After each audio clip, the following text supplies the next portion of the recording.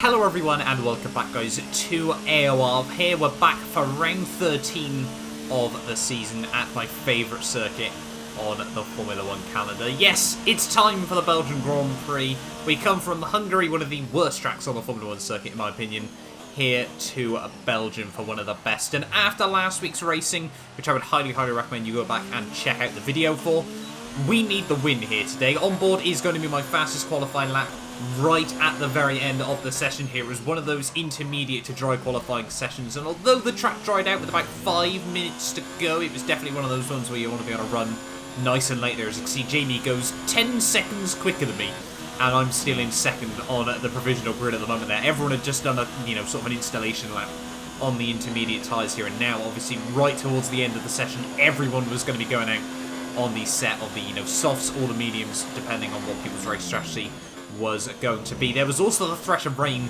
in the Grand Prix as well here, so we'll wait and see as to how that fares as well here. It was meant to be a potentially dry to wet to dry race, so yeah, we'll wait and see as to how that pans out over the course of this evening, because sometimes the weather can lie to you on the Formula 1 games here. But yeah, currently, like I said though, on board is my fastest lap from qualifying, and yeah, coming into this round though, obviously we've not been on a particularly bad drought, but obviously a couple of really poor results in the last couple of weeks, especially last time at Hungary, one of my worst finishes actually of the season here. So we need to try and outscore Humperdinck again this weekend. And really for me, around Belgium, one of my strongest tracks on the calendar, anything other than the win was not going to be good enough in my personal opinion there. As you can see, coming down in towards the final sector, 8 tenths up on Stewie's best lap of 144.3 at the moment here. And in practice, we were setting sort of low 43s. I did make a bit of a mistake through T1. There was another sort of 10th and a half on the table through there, I feel. But yeah, pretty much the rest of the lap, there wasn't much more time I think I could have found, in all honesty here. Through the final chicane we go, and up towards the start-finish line there, minimising the wheel spin once again. It's going to be a 1 minute 43.154 there, provisional pole by 1.2 seconds over Stewie there. And yeah, like I said, there was probably another couple of tenths I definitely felt we could have snuck into the 142s if we got T1 right. But overall, we just wanted to end our pole drought, in all honesty. Haven't had a pole since the Monaco Grand Prix. There is Humperdinck actually wallops the tyre barrier on the run up to the line there. I think he was going to be sort of P2, P3 there, but that is not what he needed to finish off qualifying there. And I think Schweiz bumps himself up into P2 at the end of the session there. But yeah, finally, we end our pole drought here. Every single race, Monaco onwards, we've either been on pole or been within a tenth of pole position there. So it really does go to show how respectable my qualifying performances have been. But yeah, we definitely needed that pole position. A half a second up on Schweiz in the end there. X-Power in third, Constant Ryan ahead of Stewie and Ben, Jamie, Giza, Humperdinck, and then Kez in 10th on a set of the intermediate tyres there, ahead of Master of None, a new guy to the league, as well as Riley. They're both not able to set a time at the end of the session there. But yeah, pole by half a second.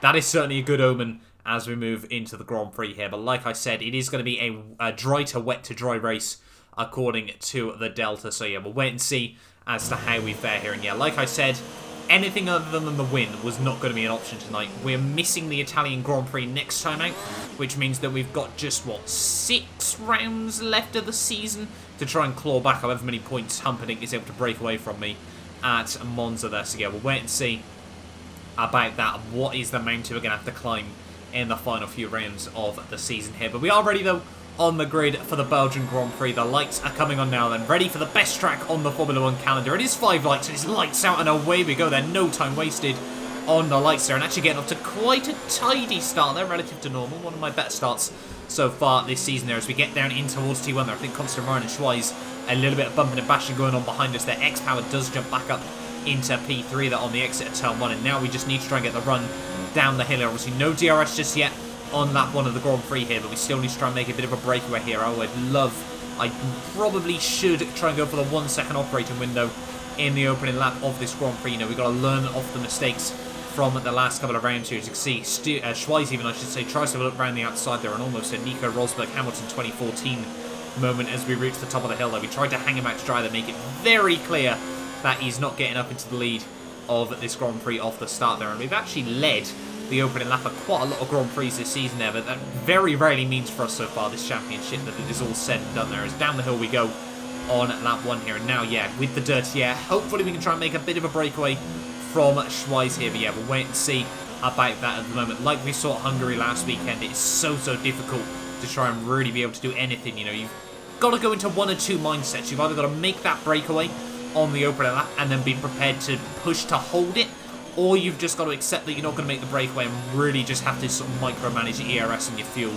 and everything like that there as we come in towards the final sector of the lap there. You can see we've only built up a half a second margin over Schweiz at the moment there, and really, you know, by that stage of the lap we need it to be sort of 8-9 tenths of a second here. We need to try and get a good run through the bus stop here on the end of lap 1, and it may sound like the little things, but it is so critical in these races with how overpowered the DRS can be here. It's through the bus stop chicane that we don't actually get the run we needed through there. Schweiz very strong through the bus stop all evening long here, and you can see as we start lap 2 we've only got a half second margin over Schweiz there, so not the opening lap that we needed here. And you can see now onto lap 3 we go here. Schweiz was stiffening that slipstream at the moment here, and now, like I said, onto lap 3 he will have the DRS on us as we reach the top of the hill here. Onto the Kemmel Straight we go, and is Schweiz going to be able to go for anything? He's gaining, he's actually, yeah, going to have a look to the inside there, but not going to play it defensive at the moment there, but just too late on the brakes by the Ferrari man there. We tried to give him the room on the rejoin there, but we do slot back up the inside there, ruin our run on the exit of the corner there, and accidentally block him as we head down the hill there, just dipping a wheel on the gravel there, just getting a little bit of wheel spin and everything like that. But yeah, we do get the run down the hill nonetheless there as we head in through sector 2 once again here. And yeah, Schweiz clearly very feisty in this race there, but over the next couple of laps though, he'd just get caught out in a little bit of a battle with X-Power here, which would allow me to open up that 1 second margin in this Grand Prix. And you can see by lap 6 there, we had about a 1.2 second margin, and now he was out of the DRS. He was struggling to match us here. You can see lap 7, 1.5 seconds now, the gap at the front of the field there, but more importantly, Humperdinck had already managed to get himself up into P3 of the Grand Prix here. But this is where the race would take its defining turn. You can see the rain has now started to fall around the Belgian Grand Prix circuit here, and obviously unpredictable is probably a light way to put this circuit. You know, it's such a sort of microclimate and everything like that. It is, you know, another reason why it is the best Formula 1 circuit in the world here. Yeah, now the rain is starting to fall, and Jamie had actually started the race on a set of the medium compound tyres here. He was planning to go to the wets and wasn't expecting anyone on a set of the softs to be able to make it work here. So we were hopefully, you know, we were praying that rain was going to be coming down as quickly as possible here. And you can see by the end of lap 8, the track had got very slippery very quickly here. So we were going to be diving into the pits on the end of this lap. They're trying to keep it nice and tidy as we enter the pit lane here. Obviously such a tight pit lane to try and get into. But you can see getting the car slowed down nicely as well. There, Stewie is out of the Grand Prix there. You know, his slim title chances seem to be fading away every single week at the moment here, and it's a real shame to see, obviously, from the first half of the season here. But getting onto a set of the intermediate compound tyres, they're just shifting too early there. That's lost us a good sort of half a second, 3/4 of a second there. But luckily for me, Schweiz being in the Ferrari was going to get caught out by everyone in the lower down lanes in the pit boxes there. So as we come out onto the racetrack on lap 9 here, you can see we had a good sort of couple of second margin over Schweiz there, and despite the poor pit stop, we had actually been able to stretch that margin out as we head up into a Rouge and Rally on the first time around there. Being a little bit cautious there, my teammate Jamie as well, now up into P3 of the Grand Prix there, and that was absolutely critical at the moment here as we head down in towards the final couple of corners of lap 11 here. Over the next couple of laps, just into the intermediate conditions here, this is where I felt my strength really did lie in this Grand Prix there. And I mean, Schweiz, his strongest result of the season came in that horrible, tricky mixed conditions race at the French Grand Prix, but arguably so did ours as well. Obviously, we won that Grand Prix in quite dominant fashion in the end there. But yeah, we were just trying to build up this gap slowly but surely, but also keeping our head down and watching out for the mistakes here. As you can see, onto the end of lap 15 here, the gap now up to Schweiz as he comes through the bus stop had definitely opened up by a couple more seconds here, and you can see Humperdinck has now moved himself back up into P3 of the Grand Prix as well. They're 7.3 ahead of Schweiz here. This was absolutely critical at the moment here. Not very often on F1 2019 are you able to make a bit of a breakaway here, and you can see by lap 20 though, the gap was up to 10.5 seconds over Schweiz here, and now the track was actually getting dry again there. You can see Master of None making a bit of a mistake there as we head down in towards the final chicane there. We were actually ready to swap back onto a set of these soft compound tyres here for the final couple of laps of this Grand Prix here, making sure we brought back down the front wing angle ever so slightly as well there. But yeah, we are going to dive it into the pits for the final 2 laps of this Grand Prix here on a set of the dry compound tyres here, and this could be absolutely pivotal in this Grand Prix. There you can see Schweiz follows us in, but Humperdinck actually opts to stay out here. He's taking the gamble to try and take those inters to the end of the Grand Prix here, so it looks like we're seeing a reverse of the 2008 race, where Sebastian Bourdais went from hero to zero right at the very end there. You can see Humperdinck hasn't actually got a particularly big advantage over ourselves, though. We've been able to pull out such a margin over the intermediate period here. Surely there's going to be no way he can hold on for 2 laps on a very, very drying circuit here. And one of those weird things with the intermediate compound tyres as well there is the fact that obviously he's just obviously on those inters taking any sort of rainwater left. He is the one taking it off the line as well there, so he's not doing himself any favours as we head towards the top of the hill there. You can see only 2 seconds back on Humperdinck. You can just see how much extra grip we've got as we head in through Sector 2 there. Humperdinck really, really struggling on that set of the intermediates. They're locking up as we head down the hill there. We're going to be able to slip up the inside there. He tries to turn in nonetheless there, but we were not leaving that to chance there. Get up the inside and now back up into the lead of the Grand Prix. They're doing a little bit of a weave of, you know, sort of give us the room if we're down the inside there. There's no real point in trying to defend it there, as you can see.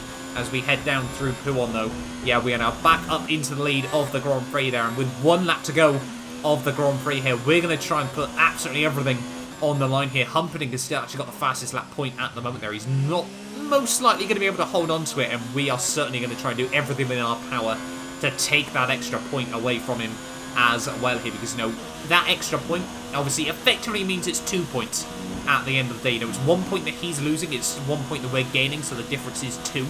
So yeah, we definitely need that as well in this Grand Prix. So this final lap is basically going to be a qualifying style lap, I'll be honest with you here, as we head down in towards the end of the first sector here. 7/10 up through Sector 1 alone. And yeah, back up, you can see purple through that sector as well there. Schweiz now jumps back up into P2 of the Grand Prix as well there. It's looking tight, like potentially Jamie could jump Humperdinck as well here right towards the end of the race here. Obviously, we came into this one with a 14-point deficit here, so every possible place that Humperdinck does end up losing could prove absolutely pivotal at the end of the championship here. Through Pouon one final time there, and yeah, it was quite weird just coming through this final lap. Obviously, we won this race back in Season 12, though we didn't race in Season 13, and it's always been one of my strongest tracks on the calendar there. Season 14, we looked like we could have definitely been in the fight for the win until I got taken out, and then Season 16, unfortunately, again, I couldn't race in at that Grand Prix there. Purple through Sector 2 we go, though. It has been quite a while since we won at my favourite Grand Prix on the calendar here. And as we head down in towards the final couple of turns there, we've won the 3 Grand Prix that I wanted to this season. The Monaco Grand Prix, my home race, and as we come through the final couple of corners, it is going to be the win here in Spa as well. Like I said, the 3 tracks that we wanted to take home the victory. Full 25 points, fastest lap as well there, 144.7. That was a good lap to finish on as well there, showing that it was definitely our race for the taking at the end of the day. Schweiz is going to come through for P2 there, another fantastic result by him. As you can see though, riding on board with my teammate Jamie183 here, all over the back of Humperdinck as we head down in towards the final couple of corners there. He's actually going to be able to get out traction him at the final turn there, but a penalty unfortunately meant that Humperdinck would hold on to P3 there, so it's the full 26 points for us. You know, pole position, fastest lap race victory, and led pretty much the entirety of the Grand Prix. I think technically we did lead every lap as well.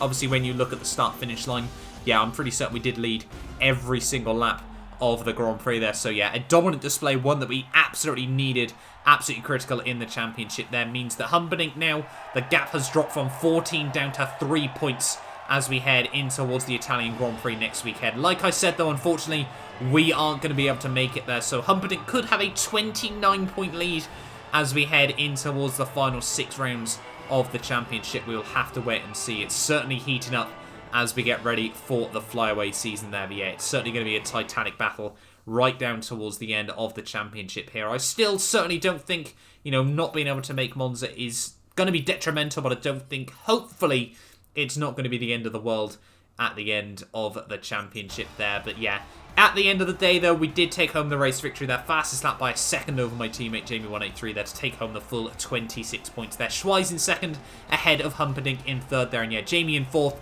means that it was actually a Ferrari power unit top 6 at the end of the day there. But yeah, Haas, we further extend our title lead in the Constructors there. I think it's up to about 17, 18 points. That is looking very, very close as well. They're Constant Ryan in 5th ahead of Giza, with X-Power, Master of None, and then LCR, Ben, Stewie, Kez, and Riley all not making it through to the end of the Grand Prix there. But yeah, thank you all so much for watching this video. Do get yourself subscribed if you're new around here as well, and you do want to see more AOR action. But yeah, we will be back in a couple of weeks' time ready for the Singapore Grand Prix.